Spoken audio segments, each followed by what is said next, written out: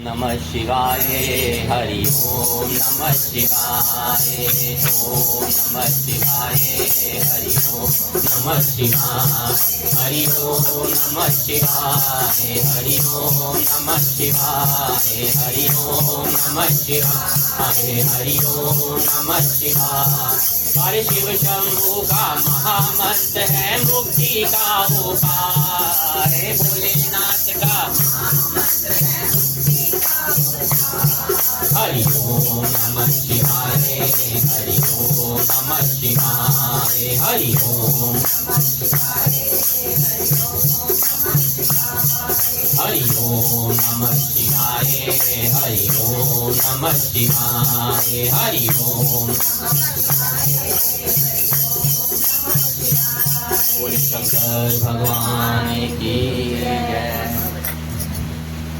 सावन मास, जैसे आपको बताया सावन महात्म्य की इतनी अधिक महत्व है, कितना अधिक उसका अर्थ है, कितना महत्वपूर्ण है सावन महीना, क्यों प्रिय है शिव भोलेनाथ को। इसी सावन मास की जो कथा का वर्णन है, अब इस पूरे मास में इस कथा का हम वर्णन सुनेंगे, इस अमृत कथा को हम सुनेंगे और अपने जीवन को बहुत आत्मा को शुद्ध करके जीवन को पावन बनाएंगे। बोलिए हर हर महादेव। कहते शौनक जी बोलते हैं कि हे सूत जी, हे महाभाग, हे व्यास शिष्य, हे अकल्पमश, आपके मुख कमल से हमने अनेकों आख्यानों को सुनते हैं, हम लोगों की तृप्ति ही नहीं हो रही। जितना हम सुनते जा रहे हैं उतनी हमारी तृष्णा और बढ़ती जा रही। यही आनंद है इस अमृत कथाओं का, हमारे पुराणों का, हमारे साथ। अपितु बार बार हमारी सुनने की जो इच्छा है वो और बढ़ती जा रही। जितना चुगली निंदा में आनंद आता है, उससे हजारों लाखों गुना आनंद आता है हमारे जब कथा का अमृत हमारे को वो प्राप्त होने लग जाता है। उस कथा अमृत को जब हम सहज अपने जीवन में सुन के उस अमृत को घोलने लगते हैं तो हमारे को बहुत आनंद आने लग जाता है। कहते हैं कि जैसे तुला राशि में सूर्य आता है तो कार्तिक मास का महात्मा आता है, मकर राशि आती तो माघ मास का महात्मा आ जाता है, मेष राशि में सूर्य आता है तो वैशाख मास का महात्मा हो जाता है। और इनके साथ साथ उन मासों में जो भी धर्म है उन्हें आपने हमें भली भांति कह दिया, सुनाया, समझाया। यदि आपके मत में इनसे भी अधिक कोई महात्मा हो, कोई मास हो, तो तथा भगवत प्रिय कोई धर्म हो तो आप उसे अवश्य कहिए, जिससे सुनकर कुछ अन्य सुनने की इच्छा हमारी ना रहे। वक्ता को श्रद्धालु श्रोता मिल जाए कि समक्ष कुछ भी छिपाना नहीं चाहिए। कहते सुनने वाला श्रेष्ठ होना, तो जो कहने वाला होता है वो कुछ भी नहीं छुपाता, वो सब कुछ दे देता है। बेस्ट स्टूडेंट होता है ना तो टीचर को पूरा ज्ञान दे देता है, लेकिन स्टूडेंट बेस्ट होना। आजकल तो स्टूडेंट बेस्ट तो क्या नॉर्मल भी नहीं मिलता है। कहते हैं और ये तो वो ज्ञान है, वो अमृत है जिसको पाने के लिए हमें वाकई बेस्टम बेस्ट होना चाहिए, तब ये प्राप्त हो। बहुत सौभाग्यशाली हैं वो आत्माएं, वो दिव्य आत्माएं जिन्हों ये कथा सुनने का अवसर प्राप्त होता है। सूत जी कहते हैं, हे मुनियों, आप लोग सुनो, मैं आप लोगों के वाक्य गौरव से अत्यंत संतुष्ट हूं। आप लोगों के समक्ष मेरे लिए कुछ भी गोपनीय नहीं। दम्भ रहित होना, आस्तिकता, शठता का परित्याग करना, उत्तम भक्ति होना, सुनने की इच्छा होना, विनम्र होना, ब्राह्मणों के प्रति भक्ति परायण होना, सुशीतलता, मन में स्थिरता रखना, तपस्विता और अनुसूया, ये श्रोता के 12 गुण बताए गए। ये सभी आप लोगों में विद्यमान है। जितने गुण है ना, पवित्र होना चाहिए, तपस्वी की तरह आपके तपस्या जैसी भावना होना चाहिए, सुशील होना चाहिए, भक्ति परायण होना चाहिए। ब्राह्मणों के लिए कहते हैं जो इस व्यास गद्दी पे बैठे, व्यास गद्दी कहते हैं, इसमें बैठ जाए, उसके प्रति आपका भक्ति होनी चाहिए, विश्वास होना चाहिए, विनम्रता होनी चाहिए, और सबसे बड़ी बात उस भक्ति के साथ आपकी आस्तिकता, जो आस्तिकता, ये तो नास्तिक होते, नास्तिक उसका त्याग होना चाहिए, आस्तिक मन में भाव होना चाहिए और अपनी शठता का त्याग कर वो सुनने की जो प्रबल इच्छा, ग्रहण करने की जो इच्छा है ये होनी चाहिए। जब आपके प्रति ये होती है तो कहने वाला जो वक्ता है वो आपको सब कुछ गोपनीय से गोपनीय बात भी आपको बता दे। और ये सब आप लोगों में विद्यमान है, तभी कहिए आपके कर्मों का ये खेल है जो आप लोग आप सब यहाँ पधार कर इस कथा अमृत का आनंद रस स्वादन कर रहे हैं। अतः आप लोगों को प्रसन्न कर होकर एक उस तत्व का वर्णन करने जा रहे हैं सूत्र। एक समय प्रतिभाशाली सनत कुमार ने धर्म को जानने की इच्छा से परम भक्ति से युक्त होकर विनय पूर्वक भगवान शिव से एक बात की। सनत कुमार जी कहते हैं, योगियों द्वारा आराधीन्य चरण कमल वाले हे देवादिदेव, हे महाभाग्य, हमें आपने अनेक व्रत बहुत प्रकार के धर्मों का श्रवण कराया है, फिर भी हम लोगों के मन में कुछ सुनने के विलासा शेष रह गई और भी सुनने के विलासा रह गई। 12 मासों में जो मास सबसे श्रेष्ठ हो, 12 मास होते हैं, उसमें जो सबसे श्रेष्ठ महीना हो, आपको अत्यंत प्रीति कराने वाला, जो भगवान शिव को अत्यंत प्रीति देने वाला, सभी कर्मों की सिद्धि देने वाला हो और अन्य मासों में किया गया कर्म यदि उस मास में किया जाए तो अत्यंत अनंत फल प्रदान करने वाला हो। हे देवादिदेव, उस मास को बताने की कृपा कीजिए। साथ ही साथ लोकानुग्रह के कामना से उस मास के सभी धर्मों का हमें वर्णन। हम तो आजकल सिर्फ अपने स्वार्थ के लग पूछते हैं। ये होते थे पहले के लोग, जिनके मन में अपना नहीं, पूरे समाज का, पूरे दुनिया का हित करने की भावना होती थी। आज तो होता है कि बस हमारा पेट भरा हो, बाकी सब भाड़ में जाओ। घर वालों को नहीं पूछते तो बाहर वालों को क्या पूछेंगे। सोचिए, अगर उन श्रेष्ठ मुनियों, ऋषियों ने, तपस्वियों ने अगर वो चीजें नहीं करी होती तो आज ये अमृत रसपान हमें प्राप्त ही नहीं होता। कहते हैं उनकी भावना को सुनकर हमारे देवादिदेव महादेव बोलते हैं कि हे सनत कुमार, मैं अत्यंत गोपनीय भी आपको बताऊंगा। हे सुव्रत, हे विधि नंदन, मैं आपकी श्रवणेच्छा से तथा भक्ति से प्रसन्न हूँ। 12 मासों में श्रावण मास मुझे अत्यंत प्रिय है और इसके महत्व सुनने योग्य है, अतः इसे श्रवण मास भी कहा जाता है। श्रवण मतलब इस मास में क्यों श्रवण मास कहते हैं? श्रवण तो सावन एक श्रवण, क्योंकि इसमें श्रवण नक्षत्र युक्त पूर्णिमा होती है। जो चंद्रमा होता है वो श्रवण नक्षत्र में होता है और पूर्णिमा श्रवण नक्षत्र युक्त होती है।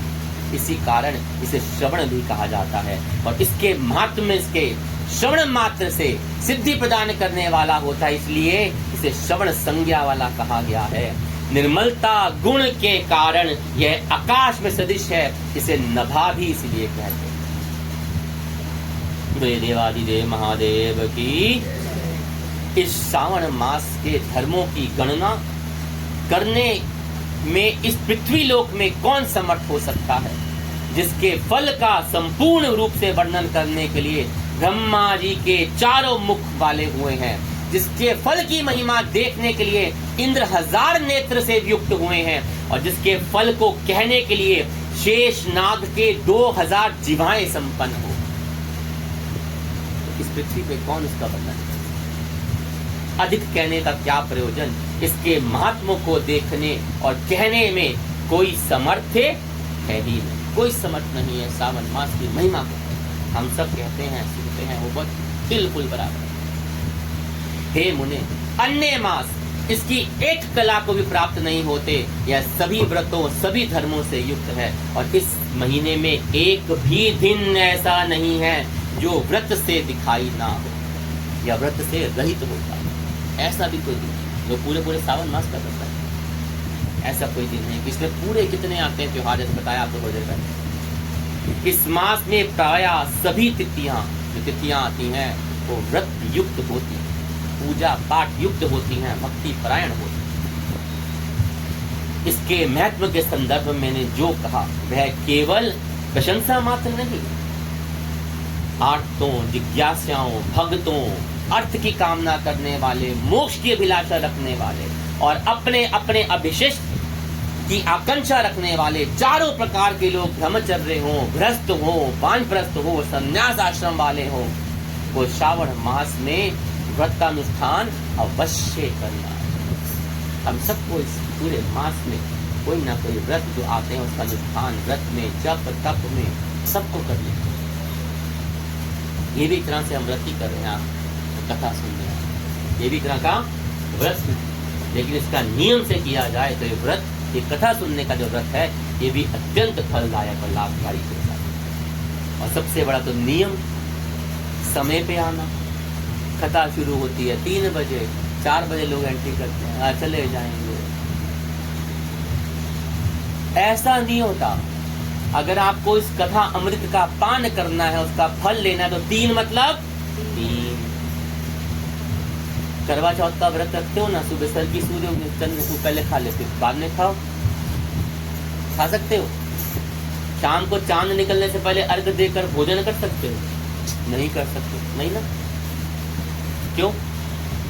क्योंकि उसका फल ही नहीं होगा, उसका महत्व नहीं होगा। आप सावन में लोग तो व्रत रखते हैं, भोजन अन्न त्याग देते हैं, फलाहार करते हैं, बहुत कुछ करते हैं।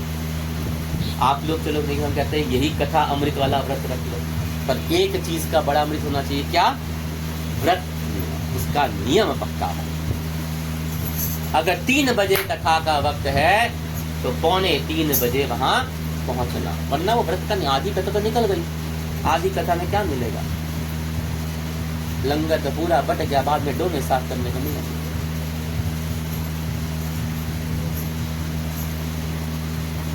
कथा में आने का सबसे बड़ा अर्थ क्या होता है? देखो यह क्या बताते ना, भगवान ने भी एक, भगवान शिव ने बात बोली कि जितना श्रोता बढ़िया होगा ना, उतना वक्ता अपनी सब चीज को देगा। स्टूडेंट अगर बेस्ट है तो टीचर उसको बेस्ट ज्ञान देता है, अगर स्टूडेंट भी बेकार होगा तो टीचर भी क्या? शरद कुमार कहते हैं, प्रभु हे भगवान, हे भोला, हे सत्यम, आपने जो कहा इस मास के सभी दिन एवं सभी तिथियां व्रत रहित नहीं है, सब व्रत की युक्त है। और उन्हें बताइए कि किस तिथि में और किस दिन कौन सा व्रत करना चाहिए और उस व्रत के अधिकारी कौन है, उस व्रत का क्या फल है, किसने उस व्रत को किया, उसके उद्यापन की विधियां क्या हैं, प्रधान पूजन कहाँ हो, जागरण करने का क्या विधि है सावन मास में, उसका देवता कौन है, उस देवता की पूजा कहाँ होनी चाहिए, पूजन की सामग्री क्या क्या होनी चाहिए और किस व्रत का कौन सा समय होना चाहिए। हे प्रभु, हे भोलेनाथ, हे देवादिदेव, हमें आप सब कुछ बताएं, समझाएं।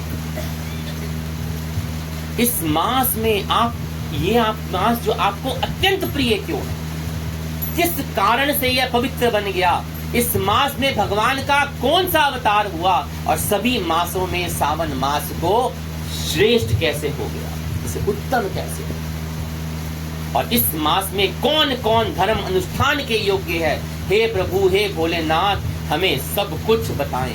आपके सन्मक्ष मुझ अज्ञानी का प्रश्न करने में कितना ज्ञान हो सकता है, अतः आप संपूर्ण रूप से बताएं। हे कृपालु, मेरे पूछने के अतिरिक्त भी जो कुछ शेष रह गया हो, मतलब जो मैं भूल गया हूँ, पूछ नहीं पाया हूँ, मेरी समझ में नहीं आ रहा, उसे भी लोगों के उद्धार के लिए, किसके? अपने लोगों के लिए, संसार के उद्धार के लिए कृपा कर कर हमें बताएं। बोलिए हर हर महादेव। रविवार, सोमवार, सोमवार, बुधवार, बृहस्पतिवार, शुक्रवार, शनिवार के दिन जो करना चाहिए, हे प्रभु आप मुझे सब कुछ बताइए। आप आदि के अभिभूत हुए हैं, अतः आपको आदि देव कहा जाता है। जैसे एक व्यक्ति की विधि बाधा से अन्य की विधि बाधा होती है, वैसे ही अन्य देवताओं के अल्प देव के कारण आपको महादेव कहा जाता है। देवों के देव है महादेव।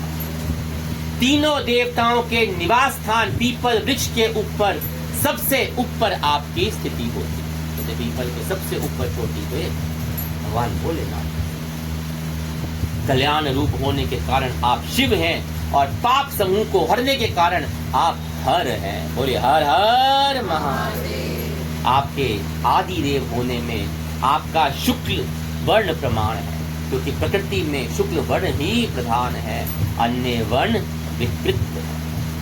आप कर्पूर के समान गौण वर्ण के हैं, अतः आप आदि देव हैं। गणपति के अधिष्ठान रूप 4 दल वाले मूलाधार नामक चक्र से, ब्रह्मा जी के अधिष्ठान रूप 6 दल वाले स्वाधिष्ठान नामक चक्र से और विष्णु के अधिष्ठान रूप 10 दल वाले मणिपुर चक्र से भी ऊपर के अधिष्ठित होने के कारण आप ब्रह्मा तथा विष्णु के ऊपर स्थित हैं। यह आपकी प्रधानता को व्यक्त करता है। हे देव, एकमात्र आप ही पूजा में पंचायतन पूजा हो जाती है, जो कि दूसरे देवता की पूजा से किसी तरह संभव नहीं होती। बोले शंकर बोले नाथ बाबा की। बोले हर हर ओम नमः शिवाय, हरि ओम नमः शिवाय, हरि ओम नमः शिवाय, हरि ओम नमः शिवाय, हरि ओम नमः शिवाय, हरि ओम नमः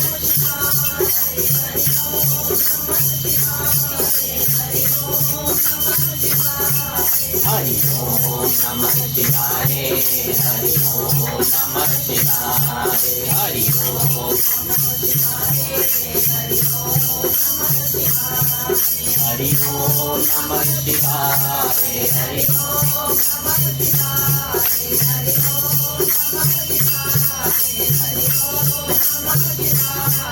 हरि ओम नमः शिवाय, हरि ओम नमः शिवाय, हरि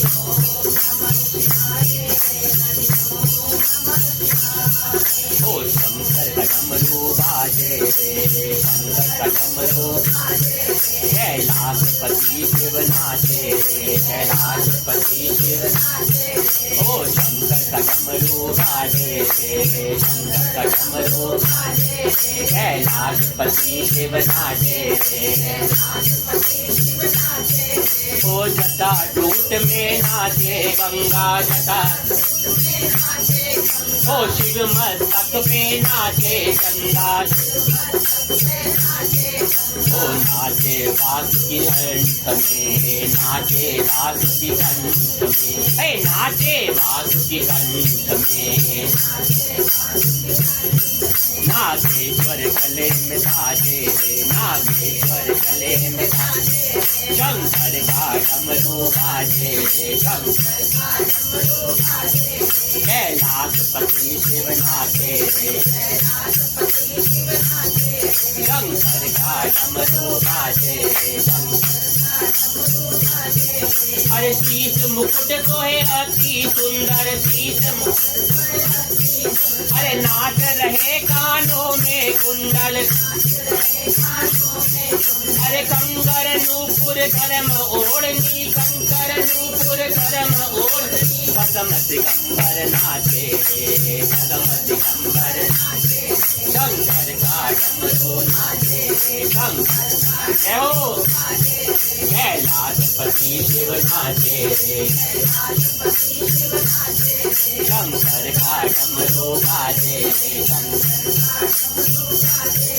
अरे कर त्रिशूल का मंडल साजे, कर त्रिशूल का मंडल साजे, धनुष बांड का लेकर नाचे। अरे बाजे मुगल ढोल रे बाजे बाजे, अरे शंख नगाड़ा बाजे रे, शंख नगाड़ा बाजे, ओ शंख नगाड़ा बाजे रे, शंकर का डमरू बाजे, शंकर का डमरू बाजे। कैलाशपति शिव नाचे, कैलाशपति शिव नाचे, शंकर का डमरू बाजे, शंकर का डमरू बाजे। कैलाशपति शिव नाचे, कैलाशपति शिव नाचे। अरे 3 लोक में डमरू बाजे, 3 लोक में डमरू बाजे, अरे 3 लोक में डमरू बाजे, 3 लोक में डमरू बाजे। अरे डम डम डम की ध्वनि साजे, अरे डम डम डम की ध्वनि ये गाजे, अरे ब्रह्मा नाचे विष्णु नाचे, ब्रह्मा अनहद का स्वर नाचे, अनहद का स्वर नाचे, गणहद का डमरू बाजे, कैलाश पति शिव नाचे, शंकर का डमरू बाजे, कैलाश पति शिव नाचे, शंकर का डमरू बाजे, कैलाश पति शिव नाचे, शंकर का डमरू बाजे,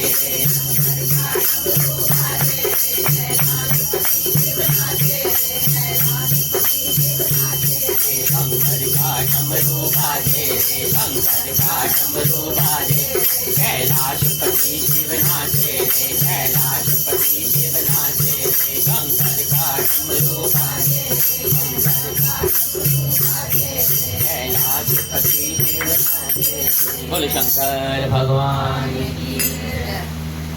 कहते हैं कि आप स्वयं शिव हैं, आपकी बाईं जांघ पर आदि शक्ति स्वरूपा दुर्गा विराजती है और दाहिनी जांघ पर गणपति गणेश विराजते हैं। आपके नेत्रों में सूर्य और हृदय में भक्तराज भगवान श्री हरि विराजमान है। भगवान शिव के हृदय में हमारे भगवान। उठ जाग मुसाफिर भोर बही,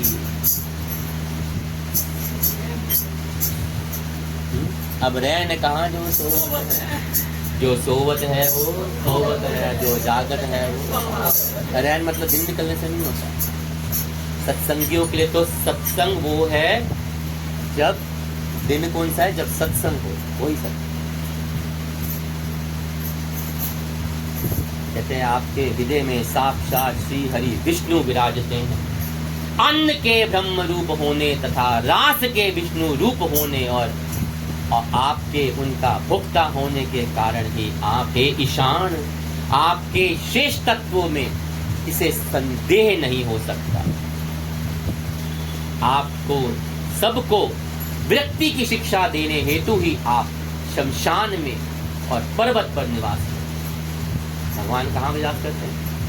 कैलाश पर्वत पर या शमशान में। बहुत बड़ा अर्थ है। कुछ ना साथ जाता, जोड़ जोड़ भर लिए खजाने, फिर भी तृष्णा अड़ी रही, रंगले बंगले धरे रहेंगे।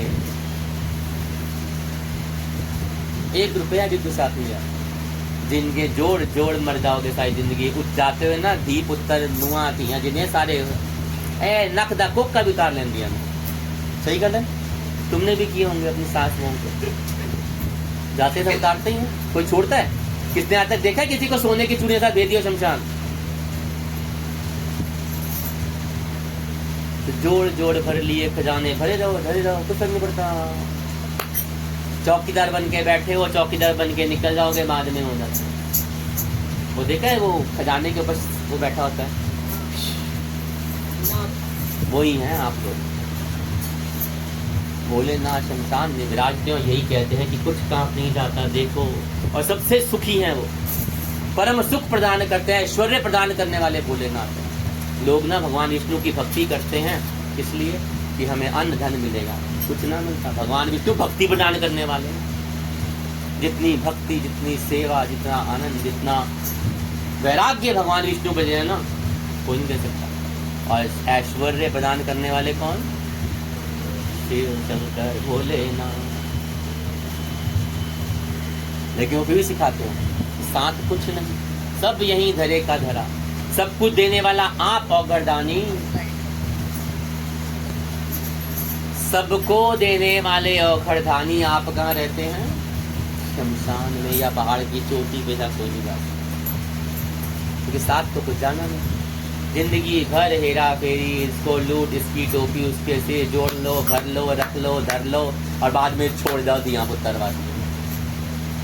और जब धिया पुत्र थोड़े जवान हो जाए तो आटी मंजी बात यही होता है।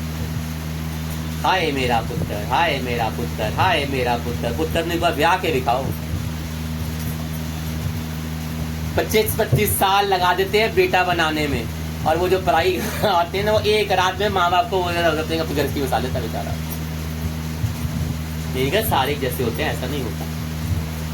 लेकिन आज के कलयुग है, पर कसूर किसका? हमारा। कहते हैं ना, जब कलयुग आगमन हो रहा था ना, तो एक व्यक्ति ने देखा कि एक गाय अपने बछड़े को बड़ा लाड कर रही है। गाय कैसे लाड करती है? जीभ से चाटती है। वो देख रहा है तो कृष्ण भगवान कहते हैं, प्रभु ऐसा गाय चाट रही है कि उसने चाट चाट के अपने बछड़े की चमड़ी उखाड़ दी। ये क्या? कहते हैं कलयुग का आगमन का सूचक। कलयुग में जो माए होंगी ना, बाप होंगे, ये बच्चे को हाय मेरा पुत्र इतना लाड प्यार देंगी, उसका सत्यानाश कर देंगे। वक्त से पहले सब कुछ, हाय मेरा पुत्र, मेरे पुत्र तो कोई ऐब नहीं, पुत्र बादशाह का बिंदा पे अंदर। मैंने बड़ी देखी ऐसे माता है, कसम खा गई मेरे मन हमारे यहाँ पे। मैं गंगा जल लेती हूँ, भगवान गुरु जी मेरा बेटा ना हाथ नहीं लगाता। मैंने दिखाया उसको एक कार्यक्रम में, मैं कहा डूबा पड़ा है, हाथ नहीं लगाता, सीधा मुंह लगाता कुछ। मेरे पुत्र नु कुछ भी नहीं, वो इतना बिगाड़ देते हैं। हाय हाय पुत्र, हाय पुत्र, पर जैसे हीरे के हाथ दे दिए पुत्र में। वो उनको वक्त की नहीं वैल्यू पता, उनको पैसे की वैल्यू नहीं पता, उनको संस्कारों की वैल्यू नहीं पता। माँ बाप पे हाथ उठा देते हैं, गुस्सा कर देते हैं, गालियां देते हैं। यही हो रहा। माँ बाप घर में नौकरों जैसे होते हैं, बिना पैसों के फ्री टाइम मेड। आज बच्चे पाल लो, आज रोटियां बना लो, आज कपड़े धो रहे हैं, आज बच्चे संभाल रही हैं, हम घूमने जा रहे हैं, आप घर बैठे है ना सच?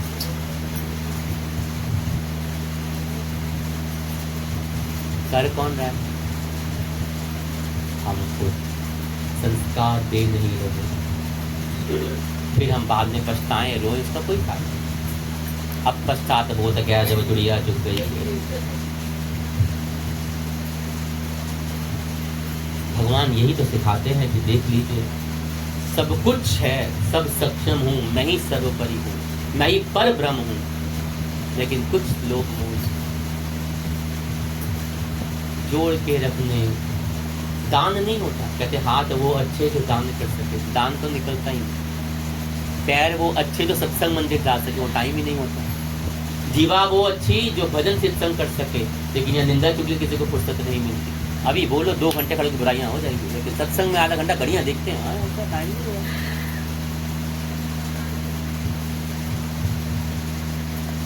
कान वो अच्छे जो सत्संग भजन सुने, लेकिन ना उसमें तो आनंद ही नहीं आता। वहाँ मोबाइल चलने लग जाते हैं, अरे मैसेज आ गया, अभी ये आ गया, अभी वो आ गया, भाई मोदी ने फोन करना है, जैसे बेचारों का बैठे। सारी दुनिया के मोबाइल में सत्संग सुने चलते हैं।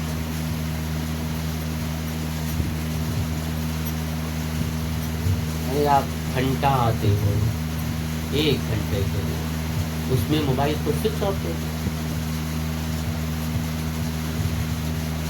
कौन से आपके जहाज डूब रहे हैं कल, तो ये बताओ। आजकल नया रिवाज चल गया, प्रभु के मंदिर जाओ, पहले सेल्फियां ले लो, भगवान ये है, आप ये हो, और ये चल रही है। भगवान जिसको देखने दर्शन करने वो पीछे खड़े हैं, वो कहते ले मैंने आके पीठ दिखा दी, मैं दर्शन क्या करूं। वो जो करने गए वो नहीं कर रहे। आजकल नया रिवाज चल गया, आप सत्संग में बैठे होते, अपना सत्संग नहीं सुन रहे, वो लोगों को वीडियो कॉल में सत्संग दिखा रहे, देख देख देख देख देख देख देख देख देख। अपने कान में, क्योंकि ध्यान तो वो वीडियो कॉल में जा रहा है।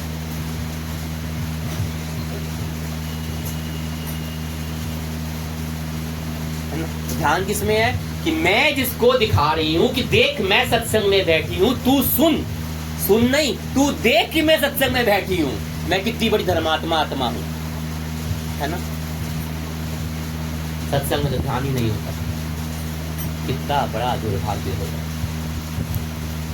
भगवान पता नहीं कौन से कितने जन्मों के पुण्य कर्म को इकट्ठा करके इस जन्म में मानव शरीर देता है, और उससे बढ़कर उस सत्य कर्मों को जोड़ के जो हमने किए होते हैं उसको देने के बाद हमें सत्संग मंदिर इनवाइट करता है और उसके बाद उस श्रवण को देता है जो हम इस सौभाग्य से सुन सकते हैं और हम उसको व्यर्थ गवा लें।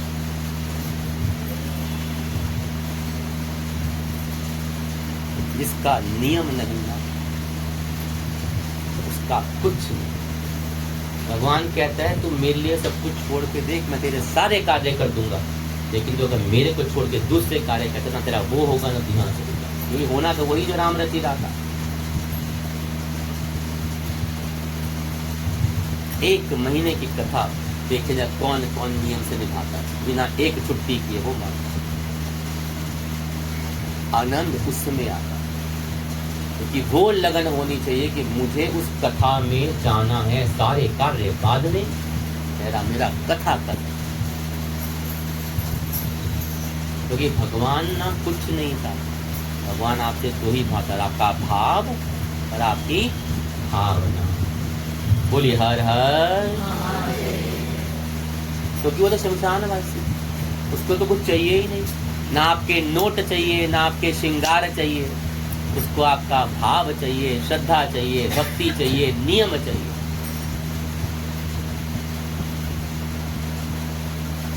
बोलो शंकर भगवान। कहते पुरुष सूक्तम में मंत्र द्वारा प्रतिपादन के योग्य है, ऐसा महर्षियों ने कहा। और जगत का संहार करने वाले हलाहल को गले में किसने धारण किया? किसने धारण किया? हमारे भोलेनाथ। कहते महाप्रलय की कालग्नि को अपने मस्तक पे धारण करने में कौन समर्थ था? हमारे भोलेनाथ। संसार रूपी अंधकूप में पतन के हेतु कामदेव को किसने भस्म कर दिया? बोले। देखा जाए तो आज के टाइम में सारी चीजें जो है ना काम से वशीभूत हो गई। काम मतलब काम वासना नहीं, बाकी भी काम है, धन की, इसकी, वो सब भी काम रूप है। हर चीज को पाने की इच्छा, बस वही रह गई। अब तो लोग रिश्तों को भी ना काम रूपी बढ़ा लेते, बस मुझे इसे पाना है, प्रेम भाव कहीं नहीं है। प्रेम क्या होता है? किसी के प्रति समर्पण, पाना नहीं, जिसको प्रेम करते हो उसके प्रति अपना समर्पित हो जाए, उसकी खुशी में मेरी खुशी है, वो है। पर आज के टाइम में तो किसी को पाना ही नहीं। धन, वही काम वासना सब जगह। काम मतलब एक वासना ही नहीं होता, शरीर की भूख नहीं, हर तरह की लालच जो है ना वो है। तो उसको किसने भस्म किया? और एक ही भस्म कर सकता है, वो है भोलेनाथ। आप ऐसे हैं प्रभु की आपकी महिमा का वर्णन करने में कौन समर्थ? हम तो कोई समर्थ नहीं है प्रभु भोलेनाथ की वर्णन। एक कुछ प्राणी में करोड़ों जन्म भी ले ले तो आपके प्रभाव को भी वर्णन नहीं कर सकता। अतः आप कृपा करके, हे भोलेनाथ, कृपा करके मेरे इन प्रश्नों का उत्तर दीजिए। कहते हैं ये जो सावन की कथा है, ये स्कंद पुराण के अंदर ईश्वर प्रभु, ईश्वर मतलब हमारे भोलेनाथ, हमारे महादेव और सनत कुमार के संवाद के और का पहला अध्याय पहले की कथा, और इसकी महिमा का वर्णन करना, इसकी महिमा को सुनना, कहते कोटि कोटि जन्मों के जब पुण्य इकट्ठे हो जाते हैं तब पर वो नियम होना आनंद। तो अरे भोलेनाथ मेरा बड़ा भोला भाला है, भोलेनाथ मेरा बड़ा भोला भाला है, भोलेनाथ मेरा बड़ा भोलेनाथ मेरा।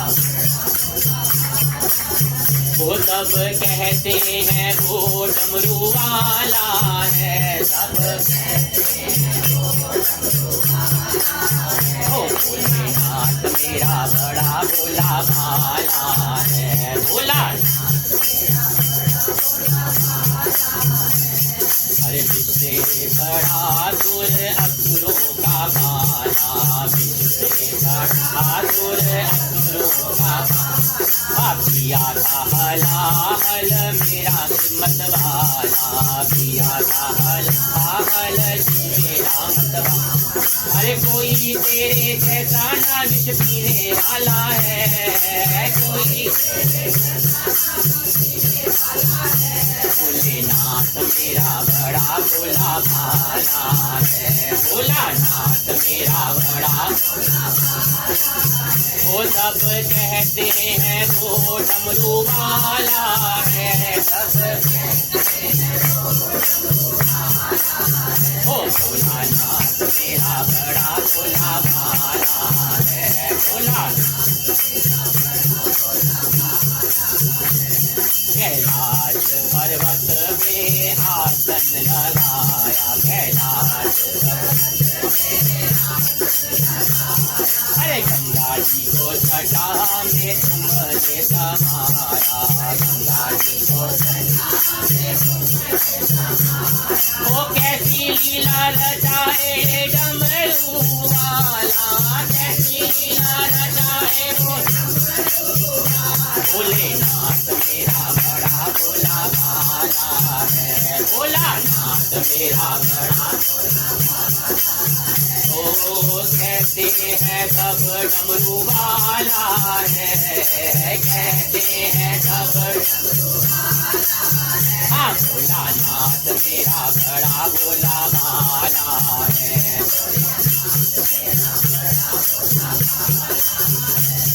हर तुझसे को पूजे भक्त हजारा, ओ तेरे हाथों में मेरी बसराना, तेरे हाथों में ओ तेरे जैसा ना कोई रखवाला है, तेरे जैसा ना कोई रखवाला है।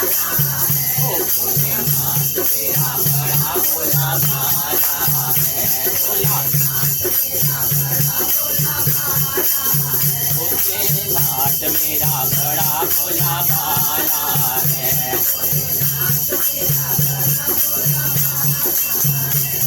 वो कहते हैं वो डमरू वाला है, कहते हैं वो डमरू वाला है,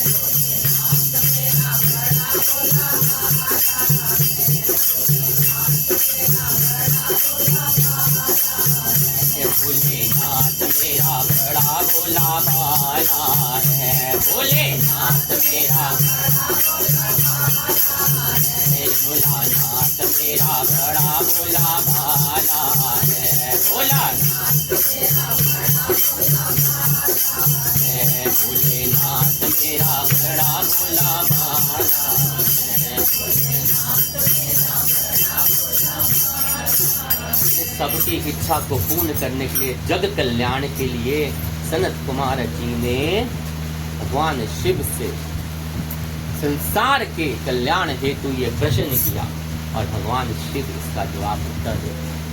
अरे कह देना डमरू वाले से द्वार पुजारी आया है, कह देना डमरू वाले से द्वार पुजारी आया है, कह देना डमरू वाले से द्वार पुजारी आया है, कह देना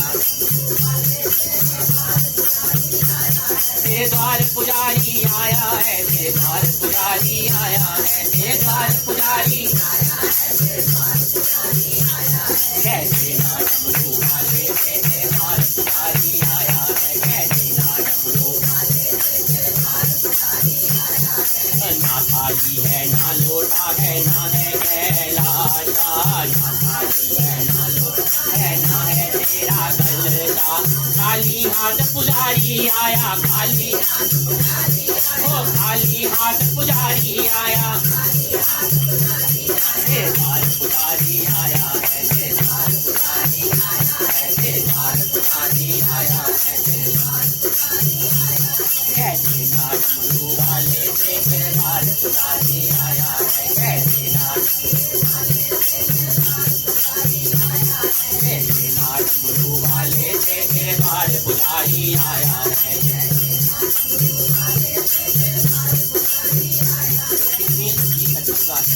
ध्यान देके देखा है कभी हम लोगों वाली देवताओं की पूजा करते हैं, कितने कितने सामान होते हैं ना। भोले की पूजा में सबसे सरल सामान है क्या क्या प्रिय है? जल, फ्री में आता है, फोकट में आता है, खरीदते नहीं, मंदी की टूटी से भर लो, वहीं चढ़ा लो, है ना, घर से भी नहीं जाना पड़ता। और एक बेल का पत्र, कोई महंगा सामान, उसी प्रसन्न हो जाते हैं हमारे बोल। पर उसको प्रसन्न करने के लिए भी वो जो भाव है वो अंतर आत्मा से आ रहा है, वो भाव देखता है।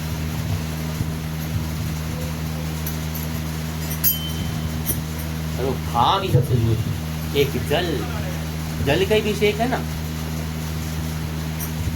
और एक बेलपत्र, यही दो चीजें तो नहीं है। जो कहते हैं भांग तो दूल्हा, ठीक है भाई, लिखा तो नहीं बोला भांग खाता, क्या लिखा है बोला भांग खाता, मैंने तो लिखा है, हाँ तो चढ़ाया जाता है, धतूरा चढ़ाया जाता है, वो भी जंगली गण बोलता है, खाते नहीं। वो श्रद्धा के फूल जो आपके होते हैं, बोला उसी का स्वीकार कर लो, कहता बस आ तो सही। वो कथा है ना, एक मंदिर में जल चढ़ाने को गया, ऊपर देखा घंटा गाने को हाथ लगाया, सोने का घंटा लगा था, होगा बेचारा कोई कलयुगी हमारे यहाँ पे जैसा, तो सोने का घंटा देख के मन में कांप आ गया, देखा इधर देखा उधर देखा, कोई नहीं उतार लेता, शिवलिंग पे ही चढ़ गया शिवलिंग के ऊपर घंटा चुराने। इतने में आहट हुई, सोचा कोई आ नहीं, भोलेनाथ थे वो, तो भोले बाबा हैं, कहते हैं भोले प्रकट हो गए वहाँ पे, क्या कहते हैं डर गए, वो चरणों में गिर गया, रो रहे हैं, प्रभु माफ कर दो, क्षमा कर दो, गलती हो गई, डर नहीं था। कहते रे मूर्ख तू मांग ले, कहते वरदान प्रभु, कहते हाँ वरदान, कहते प्रभु मैं तो पाप किया, चोरी कर रहा था, कहते पाप छोड़, लोग फल चढ़ाते हैं, फूल चढ़ाते हैं, जल चढ़ाते हैं, दूध चढ़ाते हैं, तूने तो खुद को ही चढ़ा दिया, इससे और क्या चढ़ाएगा। इतने हमारे भोले बाबा, तो बोलते तो भोले कहते हैं,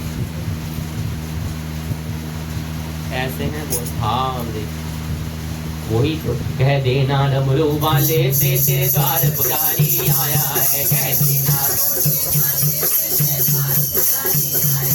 वो नारोली है ना मोली है, नारोली है ना मोली है, नारोली है ना मोली है, पद्मन की माला लाया है, कह देना डमरू वाले से तेरे द्वार पुजारी आया है, कह देना कह देना डमरू वाले से तेरे द्वार पुजारी आया है, कह देना वो ना लड्डू है ना पेड़ा है, ना बर्फी है ना मेवा है, ना लड्डू है ना पेड़ा है, ना बर्फी है ना मेवा, ओ ना लड्डू है ना पेड़ा है, ना बर्फी है ना मेवा है, ना लड्डू है ना पेड़ा है, ना बर्फी है ना मेवा, बस भाव का जल भर लाया है, बस भाव का जल भर लाया है, कह देना डमरू वाले से तेरे द्वार पुजारी आया है, कह देना डमरू वाले से तेरे द्वार पुजारी आया है, कह देना डमरू वाले से तेरे द्वार पुजारी आया है, कह देना डमरू वाले से तेरे द्वार पुजारी आया है। बोल हर हर महादेव, बोल काशी विश्वनाथ की, उमापति महादेव की जय।